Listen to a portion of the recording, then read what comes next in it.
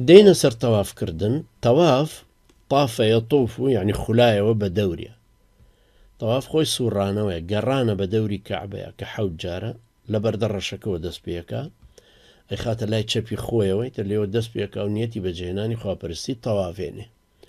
طواف لأصلا طبعا عبادته نابع بغير كعبة يا بكري بويا أو طوافا أتشت الدائرة الشركة ككسانك طوافك بدوري شيخ عبد القادر جيلانيا يا أو سيد زاده أو الشيخ زاده أو إمام زاده نابع طبعا. مرجكاني أم طواف كردنا نويا یەکەم نیەتی خواپەرستی بێ کە بەخوای گەورەیەکە، دووەم پاک و بەدەستنوێژ بێ، سێهەم داپۆشینی عەورەتی، چوارەم تەوافەکەی لەناو کەعبەوە بێ، یعنی مەرجە لەناو مەسجد الحەرامە بێ لێوە کە پێوترە سنووری مەسجد الحەرام سنووری کەعبە، ئیتر چەند نزیکە لە کەعبەکە لە بەردەڕەشی کەعبەوە یا دوورە لە ساحەکەی و لە ملاوە ئەڕوا ئەو کێشەنی.